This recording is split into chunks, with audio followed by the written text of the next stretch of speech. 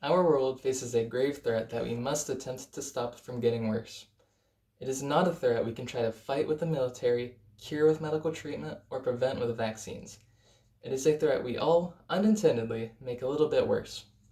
The threat is climate change. It is a threat with a complicated solution that the great minds of the world are still trying to solve and convince those in power to act upon. My aim today is not to fix climate change, but to urge everyone to try to contribute less to the problem. The way we can do that is to switch to electric vehicles. In the last couple of years, I've become interested in electric vehicles. I think the technology Tesla is developing in the automobile industry is amazing. My interest in electric vehicles has led me to an interest in clean energy as well, and ways to pollute less. I've done research into climate change and pollution with the goal of learning more about the subject and how automobiles contribute to pollution. I came to the conclusion that we should all consider switching to electric vehicles.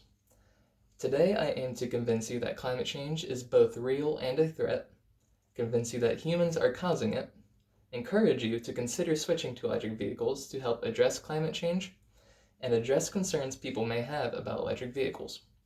I'll begin with climate change and why it is a problem. There's a lot of evidence that rapid climate change is occurring.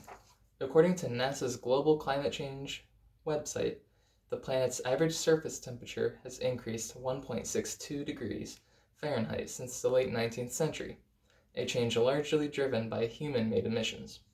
The past 35 years have seen the largest increase of temperature, and the 5 warmest years on record have occurred since 2010. 2016 was the hottest year on record. Since 1969, the temperature of the top 2,300 feet of the ocean has increased almost half a degree. Satellites in the past 50 years show how snow cover continues to decrease and how it is melting earlier in the year each year. Glaciers are retreating around the world in places like Africa and Alaska, and mountain ranges like the Alps, Himalayas, Andes, and Rockies. The global sea level continues to rise, and the rate at which it rises accelerates each year and is double the rate of the previous century. It has risen 8 inches in the last century. Since 1950, the United States has been experiencing more high temperature related extreme weather events such as heat waves, wildfires, storms, and floods. NASA's Gravity, Recovery, and Climate Change experiment shows how ice sheets are rapidly shrinking. Between 1993 and 2016, Greenland has lost an average of 286 billion tons per year. In that same period of 1993 to 2016, Antarctica has lost an average of 127 billions of ice per year, with the rate of ice mass disappearance tripling in the past 10 years. Here's a graph that shows CO2 levels in the air from 800,000 years ago. You can see how it rises and falls throughout the years, with at 350,000 years ago, it peaked right here. It continues to rise and fall until 1950, where we see the new highest, and then it shoots up from there. So clearly humans are affecting this. Petteri Talas, Secretary General of the World Meteorological Organization, says it's more urgent than ever to proceed with mitigation. Clearly climate change is happening and poses a threat, but how are we affecting it? The most recent greenhouse gas report from the United States Environmental Protection Agency shows how transportation is the largest source of greenhouse gas emissions in the nation.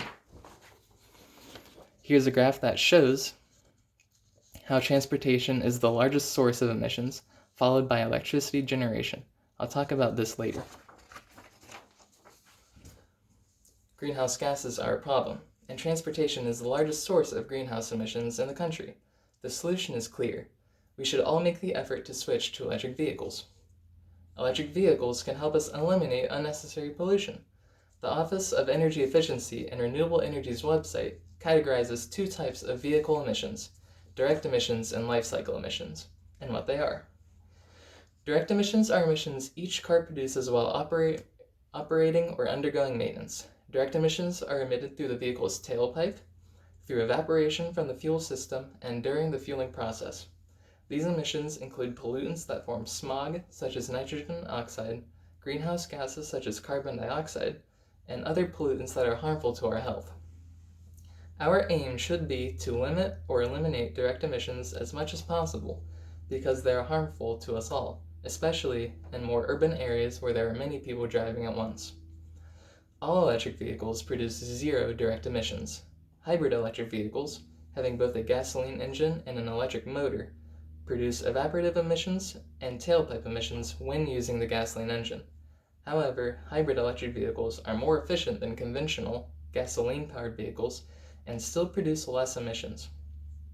With this in mind, we should try to make the switch to all electric vehicles, but hybrid electric vehicles are good alternatives to conventional gas-powered engines when it comes to direct emissions.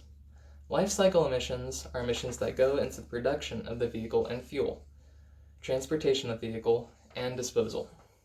All vehicles produce life cycle emissions, but electric vehicles still typically produce less life cycle emissions. Ways to reduce life cycle emissions of electric cars are to use clean ways of generating electricity, such as solar panels, wind turbines, or nuclear plants. In this graph, that would make the transportation and electricity generation levels decrease. Now that we know why switching to electric vehicles would produce less pollution and therefore help the environment, I want to address some concerns people have about electric cars. AAA, who provides more than 60 million members with automotive and insurance services, administered a survey to those who drive electric vehicles.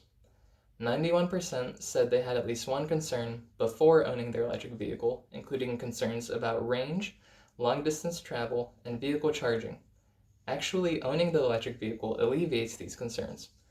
43% said that they drive their electric vehicle more than they drove their gas-powered vehicle. The biggest concern people had were that there would not be enough places to charge, and that they would run out of a charge while driving. It turns out that almost all, 95%, reported never running out of a charge while driving, and do 75% of their charging at home. After owning their electric vehicle, 96% said they would consider driving, buying, or leasing another electric vehicle the next time they were in the market for a new car, which is a greater portion than the group that had concerns about electric vehicles to begin with. Climate change is a complicated issue, but there are ways we can all help the environment. Switching to electric cars would cause us to produce less pollution, which would cause less greenhouse gases to contribute to climate change. Switching to electric cars would also improve local air quality, leading to better respiratory health, as there would be drastically less emissions from vehicles. The next time you are in the market for a vehicle, please consider going electric. I know I plan to.